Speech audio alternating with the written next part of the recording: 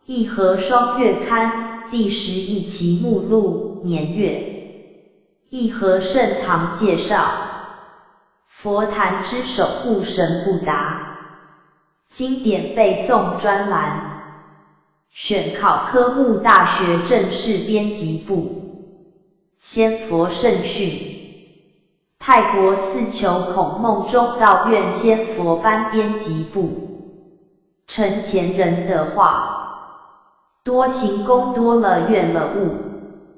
李氏常家言，团结同心，会物有传承正夫。知恩报恩口有数哉。历代祖师介绍。第9代祖师夏禹王子。道学研究。易经研究之2陈永红。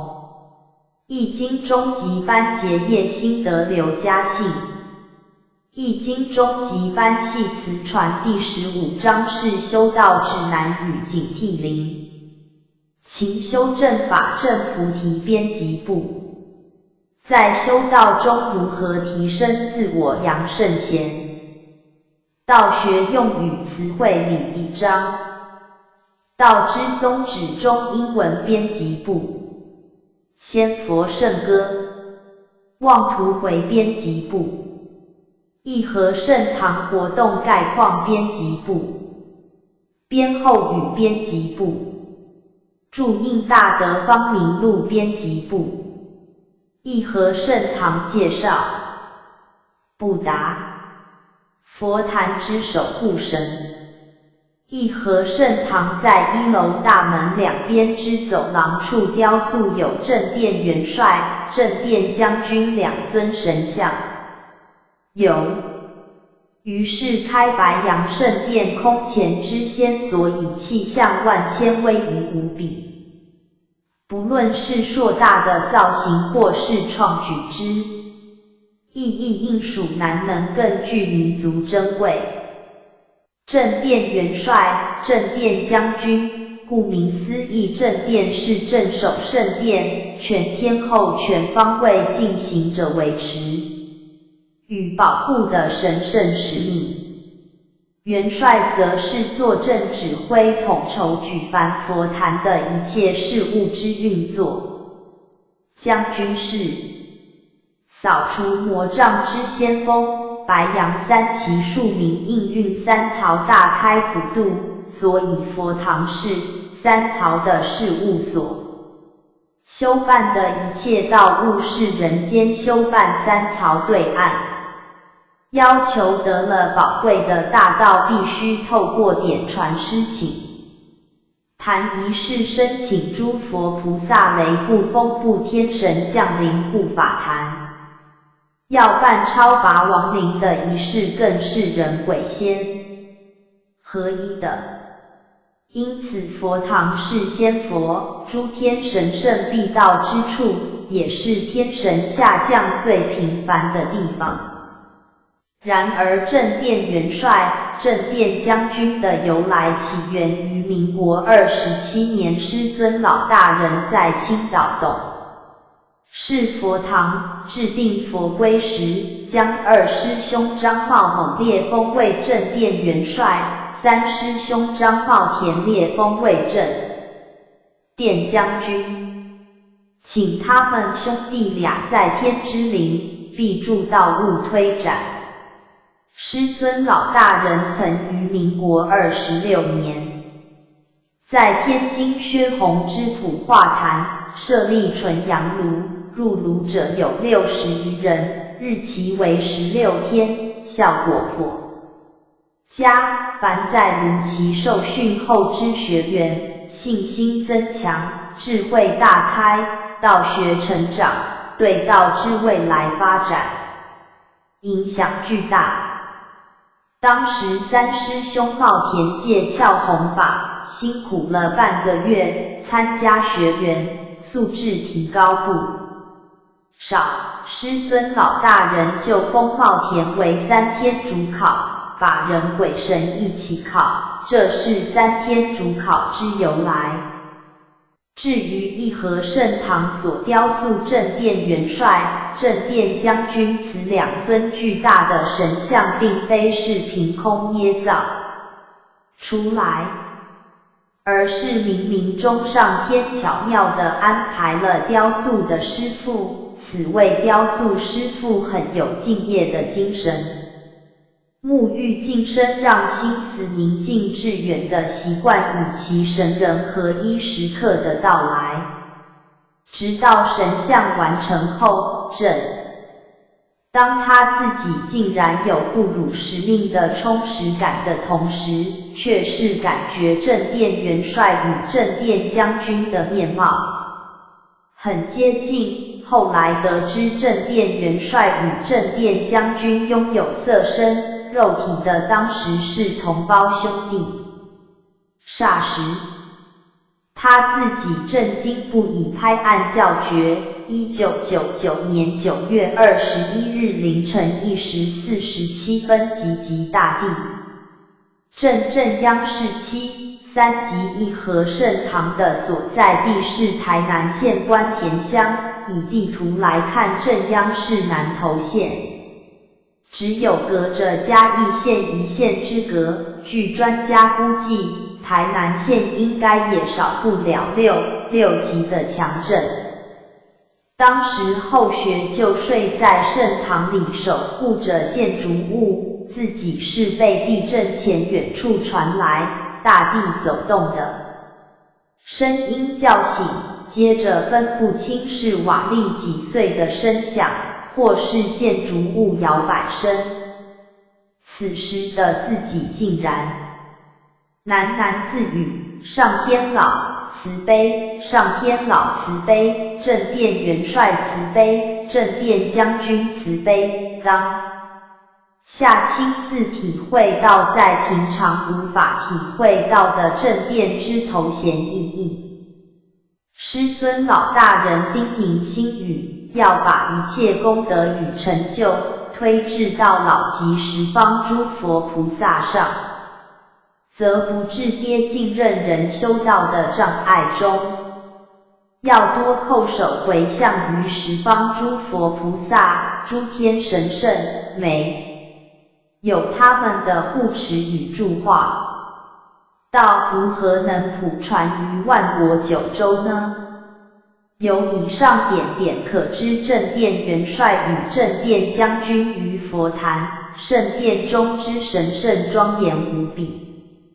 只要求了道，就可修办道，神人合一的去护持道场，度化有缘圆胎佛子，脱离生死苦海，登上领域。经典背诵专栏，大学正式编辑部。1. 全书纲领。大学之道，在明明德，在亲亲，在心明，在止于至善。2. 述明明德。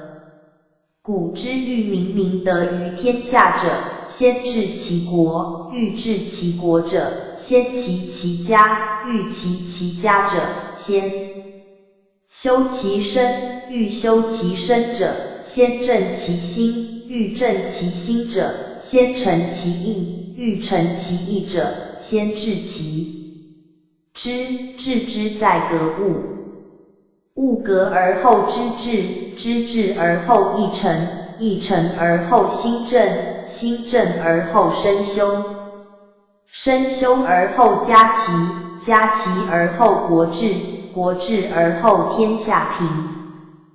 康诰曰：克明德。太甲曰：故是天之明命。地点曰：克明俊德，皆自明也。3. 述亲亲心明。物有本末，事有终始，知所先后，则近道矣。自天子以至于庶人，一事皆以亲。亲为本，其本乱而末治者否矣，其所厚者薄，而其所薄者厚，谓之有也。汤之盘铭曰：既日新，日日新，又日新。康告曰：作新民。师曰：周虽旧邦，其命维新。是故君子为天爱民。4. 述止至善。知止而后有定，定而后能静，静而后能安，安而后能虑，虑而后能得。是故君子摩所不用其极。诗云：邦畿千里，为民所治。诗云：民蛮黄鸟，止于秋鱼。子曰：予止，知其所止，可以人而不如鸟乎？诗云：穆穆文王，于鸡西尽止。为人君，止于仁；为人臣，止于敬，为仁。子，止于孝；为人父，止于慈；与国人交，止于信。5. 总结纲领。诗云：瞻彼其奥，露竹依依，有匪君子，如切如磋，如琢如磨，色兮宪兮。赫兮宣兮，有匪君子，终不可宣兮。如切如磋者，道学也；如琢如磨者，自修也。色兮宪兮者，循吏也；赫兮宣兮者，威仪也。有匪君子，终不可宣兮者，道。圣德至善，民之不能忘也。诗云：鱼戏，前往不忘。君子贤其贤而亲其亲，小人乐其乐而利其利，此以没事不忘也。6. 述格物致知。所谓致之在格物者，人知其所亲爱而辟焉，知其所见恶而辟焉，知其所畏敬而辟焉，知其所哀矜而辟焉，知其所傲惰而辟焉。故好而知其恶，恶而知其美者，天下先矣。故谚有之曰：人莫知其子之恶，莫知其苗之硕。子曰：听讼，无由人也，必也，使无讼乎？无物不得尽其情也。此谓物格，此谓之本，此谓知之至也。7. 述诚意。所谓诚其意者，无自欺也。如恶恶臭，如好好色，故君子必慎其独也。小人闲居谓不善，无所不至，见君子而后厌然，掩其不善，而者其善，人之事。己如见其肺肝然，则贺意矣。此之谓自谦，故君子必慎其独也。曾子曰：食木所视，食手所指，其言乎？富润屋，德润身，心广体盘。此谓诚于中，行于外，故君子必诚其意。8. 述正心修身。所谓修身在正其心者，身有所愤志，则不得其正；有所恐惧，则不得其正；有所好乐，则不得其正；有所忧患，则不得其正。心不在焉，视而不见，听而不闻，食而不知其味。此谓修身在正其心。9. 述修身齐家。所谓其家在修其身者，尧舜率天下以仁，而民从之；桀纣率天下以暴，而民从之。其所令反其所好，而民不从。是故君子有诸己，而后求诸人；无诸己，而后非诸人。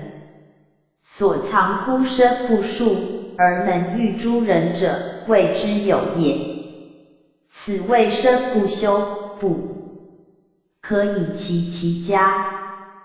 待续，先佛圣训，编辑部，正坛师。信仰自有主张，信义自然堂堂。愿力自发乎道，愿守自立恒长。一人自觉生命一道，自能担当。生涯自得其乐，生死自知短长。无奈，济公领，辞命早入佛宫迎叩。容再问爱徒们道可懂。一、相信生死一梦，以求永生。生还生路迢迢，生机生性夭夭。死地死期悄悄，死至死活萧萧。一点一命皎皎，一分一寸悄悄。梦想梦幻迷迷，梦照梦醒潮潮。二、当愿真假一同，以觉天生。真心印真相，亲真体验真理明。假水平，假山绿，假造多，假定平。一枝草，一滴漏，一念起，一世情。同志行，同舟际，同到处，同分离。三、执行人我一并，以度众生。人海浪里翻腾，卷起一团疾风。我曹水火惊动，滚成一片橙红。一座天桥搭上，衔接一段西东，并且走回云路，画出一道彩虹。四、验证理路一穷，以达无生。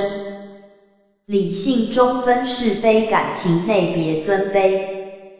路程过之进退，体验时共喜悲。一片天有日月寒，地里见松梅。穷宽长洞深浅量，角度探无味。出发向前走，沿途寻找和摸索。参与中感受，发现真实的角落。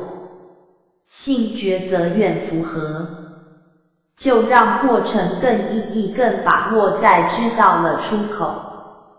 就让过程更意义，更把握在坦诚了所有，没有保留。反复再回首，收集理由和心得，体验能感动，激发血泪的暖流。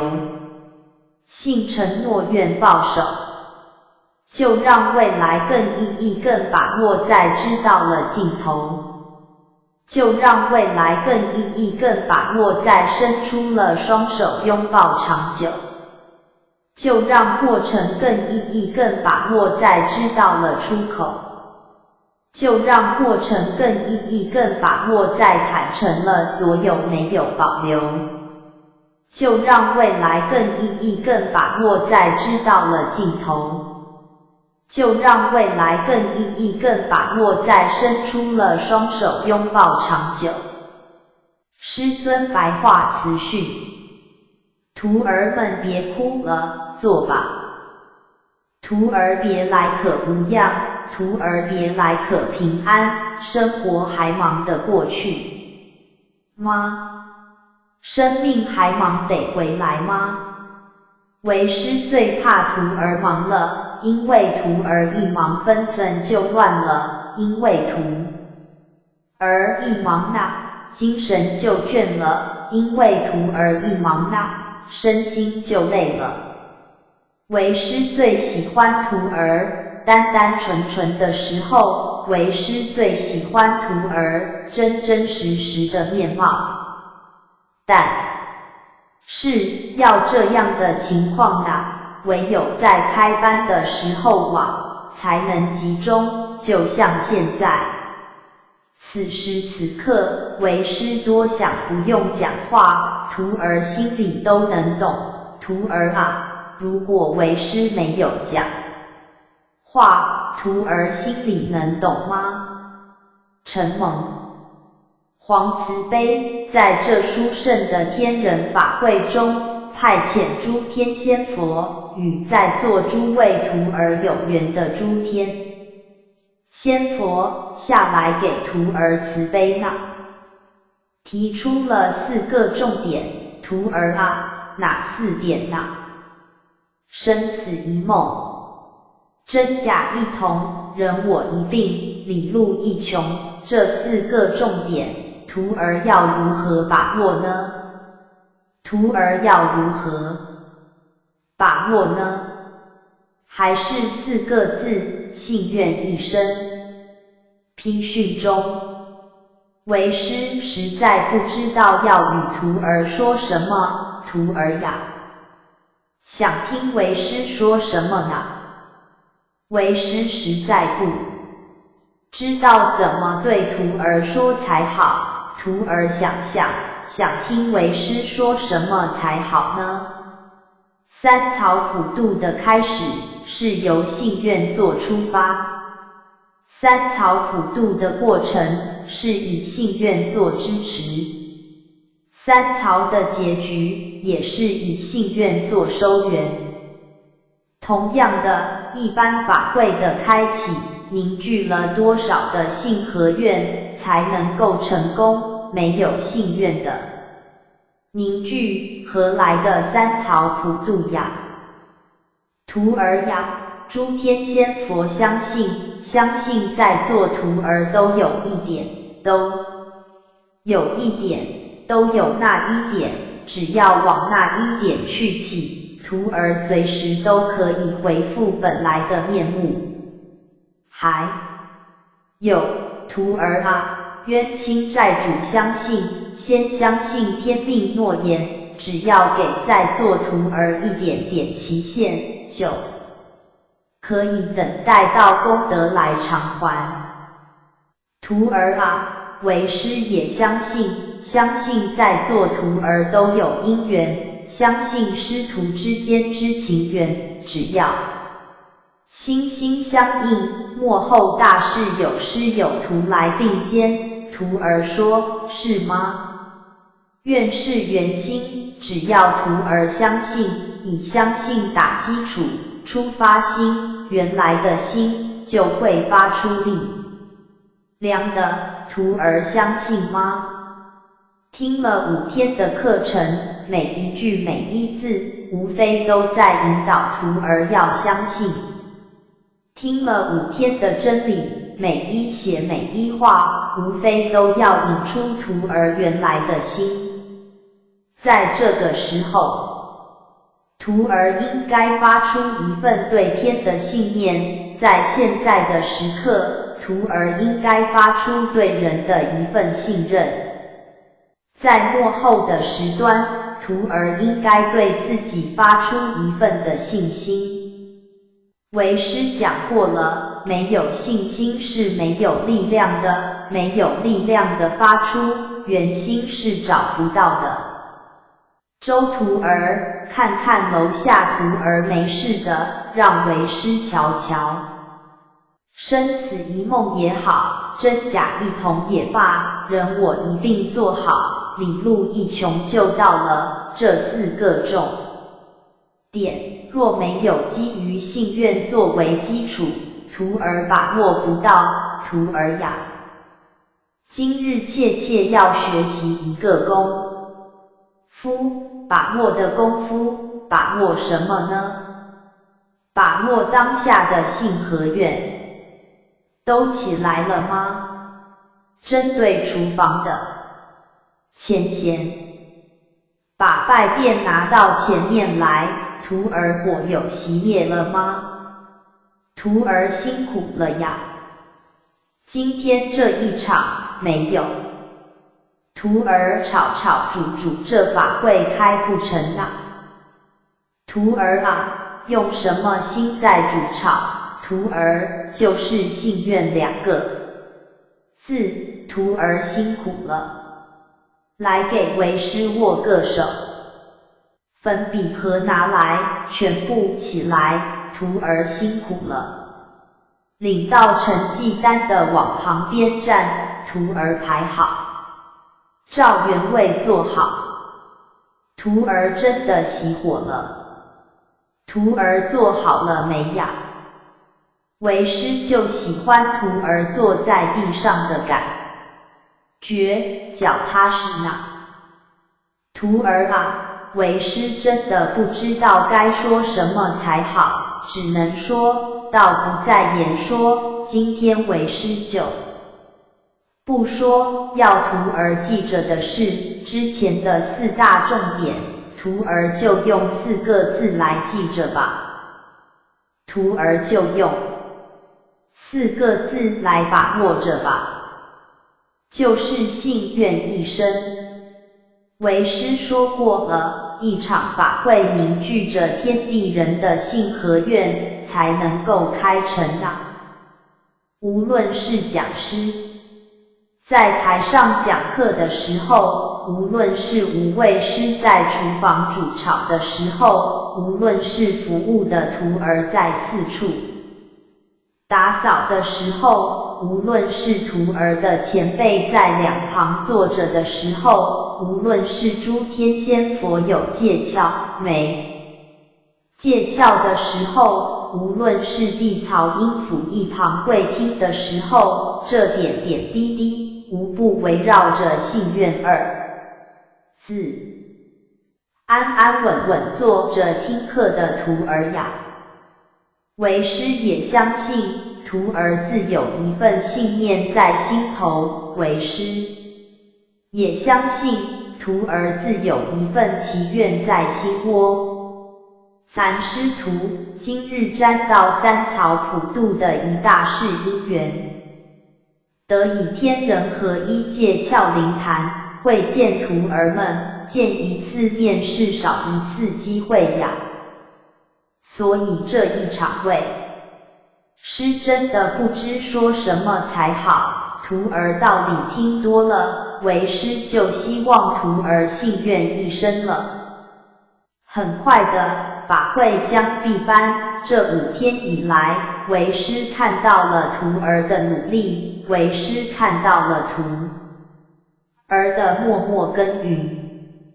厨房的徒儿出来吧，为师眼前的，为师一贯的作风是想赐徒儿一颗平安果，有个滋润，但是今天为师换成赐徒儿一片成绩单，徒儿们辛苦了。为师讲过，今日这一场，没有徒儿的煮煮炒炒，没有徒儿的任劳任怨，没有徒儿的扛重扛轻，没有徒儿的洗涤扫除，开不成不圆满啊。徒儿排队就过来这领一片拜垫去，领到拜垫以后，靠窗户坐，就排排坐，就绕圈坐，听清楚话了吧？徒儿过来吧，就别跪了，领好就到最前面靠边坐，再把音乐播着，徒儿啊。给在厨房辛苦为徒儿效力的徒儿鼓励的掌声吧。批训。接下来，请这5天所有讲课的讲师出来。师尊为讲师一一训诫并且赐果。赐堂。在座徒儿们啊，给贵徒儿讲真理。把理灌输的12位讲师鼓励鼓励吧。接下来现在为师要请出离乡背景，常常住在道场，扶助道务舍身办道的徒儿出来。为师要跟徒儿讲为师讲过的一句话，徒儿辛苦了，无论心多荒，路多长，修多难，办多苦，过程是心的宽度，只要徒儿情愿跨出使命脚步，前方就一定会有出路。不管心多荒，路多长，修多难，办多苦，过程是心的深度，徒儿不要离开这条道路一直走下去将会有出路，领果吧。徒儿辛苦了，既是舍身办到了一样是过日子，但内心要有不一样的抱负。既离了家，目标在指引更多的众生回家。过第一步的功夫的要把心安住，别一天10-20成心念起起伏伏，几步力何能？利人，徒儿多学习吧。三曹大士就是这样，分担分工，可以行无畏做无畏师，有口才当讲师，再不然就行财师。一片道场的成立，财师、法师、无畏师，缺一不可。人在做天在看，虽然徒儿可以做到无相不施，但是是功是过记得清啊。是功是过上天记得清啊。说因果是公平的，功过也是公平的，所以无论躲在那个角落，切记自个本身要清楚，一分一毫寸功不昧囊，功果不昧囊。法会到此，徒儿做的也累了，现在班员都各出来领份成绩单，继续做下去。排排坐，记得写份成绩单，徒儿记得写份成绩单，到旁边去坐，靠墙坐，围个圈。批训，身环身路迢迢。徒儿啊，好不容易开了5天法会，讨来一片成绩单，好不容易的一份成绩单。好不容易的一份成绩单，就刚刚好了呀。就一人一份，好不容易得到的成绩单。徒儿却自自然然地坐在屁股上，竟然是这样子，竟然是这样子。这叫惯性，拜殿吗？不是给跪拜就做了，是不是这样子？为师从一开始就说了，把拜殿当成是成绩单，竟然是这样子呢。除了有成绩单，是不是还有支笔呢？徒儿都领到笔的没呢。为师今天要讲的是，不是其他，就讲信和愿，希望徒儿出班以后有信心有愿力，信愿之心最美了。现在为师要徒儿每个人将现在最美的一颗心画在成绩单上呢，开始圈圈，莫有缺口，挤进去，画不美可以擦掉重画，就是此时此刻的第一颗心，徒儿最美的心，一点错乱都不行。一圈就是一圈，2圈就是2圈，明显一点，不可做成一团，围成2圈就好。徒儿没问题了，做好了，别做太紧了，要接上啊，不要有缺口。徒儿呀，有人就有事，有事就乱了，但是是用道来处理，是井井有条，不容许乱系统的，千辛万苦要徒儿做成2圈，要徒儿排排坐，徒儿都做好了吗？坐着舒服吗？舒服，好，刚刚请徒儿将最美的心画在成绩单上，画成了没呢？曾图数1、2、3，待会呀。徒儿数1、2、3换1、2、3的时间内，徒儿要画好1颗心，画好了之后，把自个的成绩单传给下一位，传给右手边下一位，传一传。试试看，右手边的下一位，1、2、3换，徒儿呀，刚刚自个画上那颗最美的心，现在是否已经落在左手边的同修上？是不是？怎么徒儿手上有2片，那个徒儿手上没半片的？把它再圆满，还回去，1、2、3还回去，数到5好了，1、2、3、4、5换。徒儿啊，现在手上是否是自个的成绩单啊？现在手上是否是自个的心啊？是不是？1、2、3、4、5这段时间徒儿要画好一颗心，听到换就把自个的成绩单传给下一位，因为是听有道的口令，徒儿啊，会乱吗？1、2、3、4、5是画心的时间，听到换是传下去，传下去再接一片，又在1、2、3、4、5画一个心，现在徒儿明白吗？为师在训练曾涂好了，曾讲师练习1、2、3、4、5换的口令。徒儿呀，自个手上是否是自个的成绩单呀？现在拜殿上是否是自个最美的心？那好，音乐播大声一点。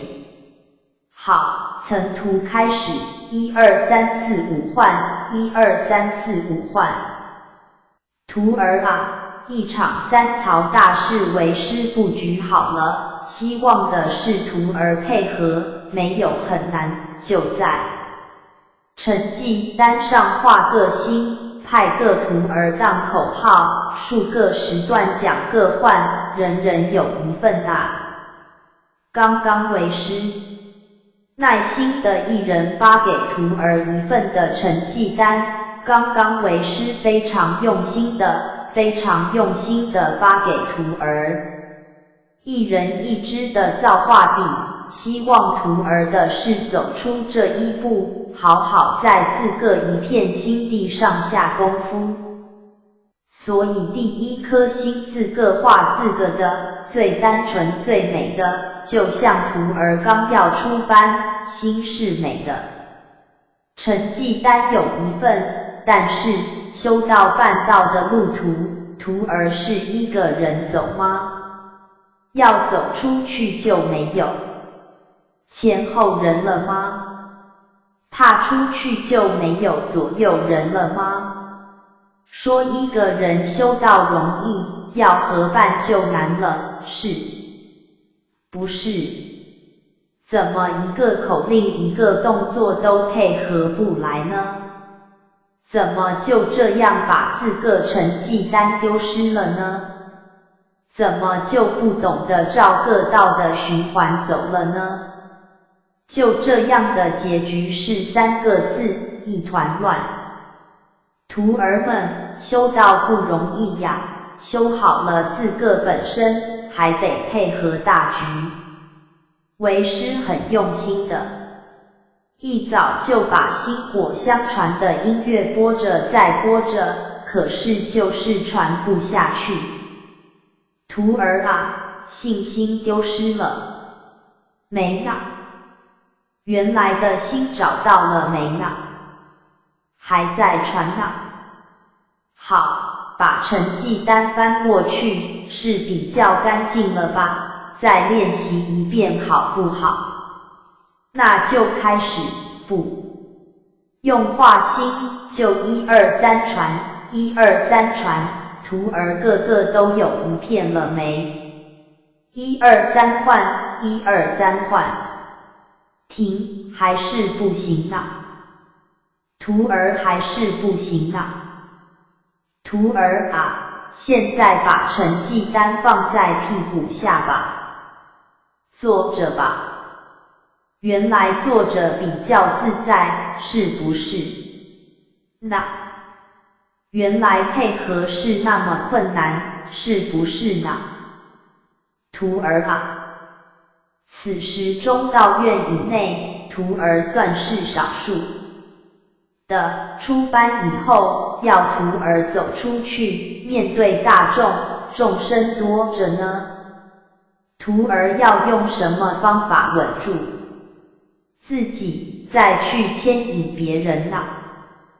记住了，是稳住自己，牵引他人，而不是去扰乱他人，这是重点。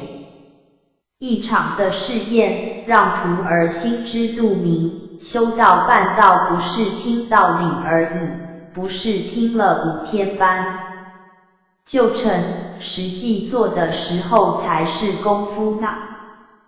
所以呢，徒儿说大声的感动啦，感受啊，感恩啦，都是口头上，徒儿有把握说下了楼出了班，徒儿做得到吗？徒儿代表得起天宇的吗？徒儿有信心代为师分担吗？有没有？有就再回想一下怎么传。就不做了，因为播放着薪火相传，要徒儿的心一个接一个串成去传，为师不允许有缺口，怕就这样断了线，怕就这样溜了途，所以呢，徒儿开了5天班，做着的功夫是有的，那做的功夫呢？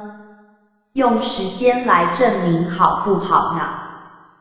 在这儿呢，眼睛看白板，正徒来黑板写好了，徒儿转个身，把音乐停掉，续出发向前走，徒儿再试一次好不好？听口令做动作，就是徒儿把4个拜遍放在原先开班的做样，乾坤分班，徒儿坐下吧。徒儿呀，别怪为师无情的试验，因为如果没有实际的体验，没有刻骨铭心的印象，纵然徒儿开了10天班、20天班，走在滚滚红尘的道上，脚步还是会错乱的。众生迷昧太久了，6万多年轮回不止。在这么的个一瞬间，在这么一个意志点，马上要徒儿停下来，就住本位，再来感化四方，这是不容易的使命呐，这是艰巨的责任呐。为师再讲一段为师讲过的，背起一份无期的誓愿，担任众之道远，留住一段师徒的空间，留住一段师徒的情缘，为师给徒儿一段空间和时间，写下一封无言的信笺，叫徒儿能够听到也看见，只是家书一篇又一篇，有几个徒儿有所回应而常纪念，其不永远都为时不晚，只怕为道徒不够勇敢，徒常孤独而生变，徒常受苦而埋怨，让心陷入意外的深渊，回头永远的为时不晚，只要为道徒不惜困难。在徒儿无力的时候，来回1000万遍，哪怕已身心疲惫，徒儿这条路一定要走完啊！徒儿呀，这条路一定要走完啊！一定要走啊！好不好？乾坤同时站起来，肯定自己的担待，惹上白羊制服挂神彩，化身千万姿态，象征一种道气铠，代表天人做主宰，乾坤同步走出来，确定自己的命脉，背起干坤包袱披能耐，凝聚百般慈怀，是现一份道慈爱，正是模范做人才，责任担起来。修办更自在，这条路要自立又自爱，责任担起来，修办更实在，这段人生自然自在。徒儿呀，为师没有什么送给徒儿，就以一首歌让徒儿在修办过程当中能够更意义更把握，好不好？语记更意义更把握，调记因为你因为我，徒儿坐下，把歌唱一遍吧，音乐开上吧。引词：驾别爱徒返南屏山，承前人的话，多行功多了愿了悟。我们之所以降生为人，除了极少数是道庄下凡的仙佛，来到世间为了搭帮助道普度众生，成愿而来，而大多数的众生皆为原因果而来，无论是欠他或他欠。人来到世间，大致分为两类，即报恩或讨债。打开电视或报纸，时常看到做子女的不知学好，书不读，到处与朋友鬼混，吃喝玩乐无所事事，造成父母之困扰。为人父母者苦口婆心，所说的话当成耳边风。父母只能以前世因果欠他的，这是他是来讨债的，如此说服自己较为好过。另外亦有些子女从小就知上进，一切学业及为人处事均不用父母担心，不论父母如何的贫困，他都能四处打工帮助家计，为父母承担，毫无怨言。甚至父母对其他兄弟特别照顾，而对他特别苛刻，他都甘之如饴。此子即为来报恩者。承前人常言，今生能为人，又有幸求得宝贵大道，就该好好修行。6万多年来的冤欠债障，在这一世为人中尽可能的还清。但是有这么简单吗？因为人在修行的过程中，虽然累积了一些功德，但在此过程中亦可能犯了些罪过错功过相抵，能还冤债者不多。虽然仙佛慈悲，每年均有悔过的法会，能忏悔罪过错，仙佛帮着担待一些，但我们能因此就一直犯过错，让仙佛担吗？答案是否定的。承前人疼惜后学，怕后学们迷惘，因此只要和后学们相处之时，时常以多行功，多了愿来勉励后学，要时时记住，不可稍忘。如此加强修行中之功果，就算偶尔有过，仙佛亦好担待。所谓多行功，多了愿即布施，无论财施、法施、无畏施三施并行，非口头说说，而是要脚踏实的身体力行，如此才不辜负他老人家在天之灵，望我们共勉之。李氏常家言：团结同心，会物永传。陈正夫编案，本文为美国一贯道总会陈理事长、世界总会秘书长，致日本总会成立大会。贺词全文。日本总会口理事长，台湾总会王理事长，马来西亚总会古理事长，世界总会各位副秘书长，各组县领导前人，各位前人，各位典传师，各位前贤，各位大德，各位来宾，大家好。今天是日本一贯道总会成立庆典，能应邀前来参加非常感谢后学代表。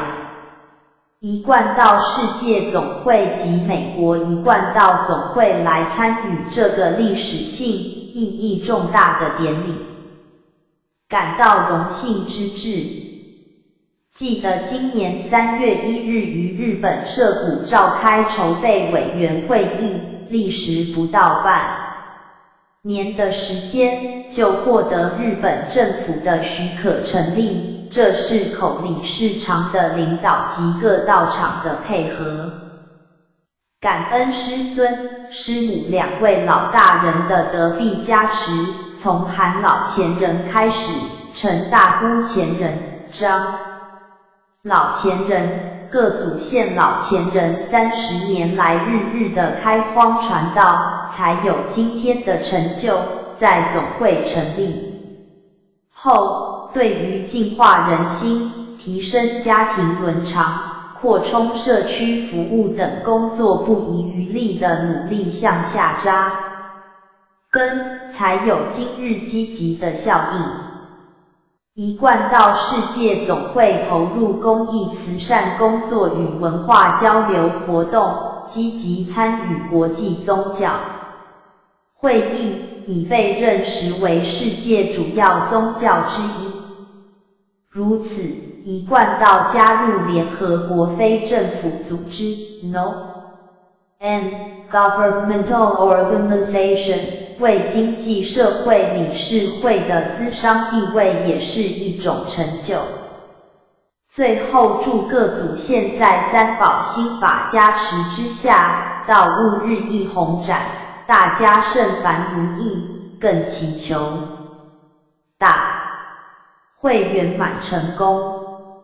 从一贯道其总会训转载，理事长加言，知恩报恩，口有数哉。编案，本文为日本一贯道总会口理事长于日本一贯道总会成立大会中致辞。全文。各位长官、各位贵宾、各位典传师、各位讲师、坛主、同修，大家好。后学感激天恩师德，感谢老前人大德，各位前人慈悲提拔，让后学来申请。日本一贯道总会又受命为理事长。后学自揣学浅，无才无德，不敢承受，但师命不敢违，只有叩求皇恩典，师尊、师母慈悲，日本各组各县道路更蓬勃发展，人才济济，永传贵命，以报恩了愿。日本大和民族接受汉文化相当久，自汉唐以来，文化文明与大中华文化息相关，明治维新以后，接受欧美工业文明与科学技艺，经济起飞，欧化生活带给人们忙碌与紧张。有幸皇降道，各位老前人渡海东瀛，广传大道，才使得我国人民如久旱逢甘霖，在受正法洗涤，如沐春风，朽木萌芽，天命加倍。大恩大惠，有缘佛子齐归根，我等当知恩图报。数十年来，各组各县因缘聚会，开荒日本国，道路蓬勃，人才济济，已为成一股社会进化的中流砥柱。我们应奉行道之宗旨，团结大家力量，广播师尊、师母圣德，普照人间。后学才疏学浅，希望各位领监事、各位前贤多加鞭策，共同护持日本一贯道总会会务正常发展，才不负各位老前人们的厚望，也祝福各祖先道路宏展，人才济济，传承永续，以报天恩师德。谢谢各位，敬祝各位长官、贵宾圣公康泰，叩求皇慈悯，赐福大家。从一贯道其总会训转载。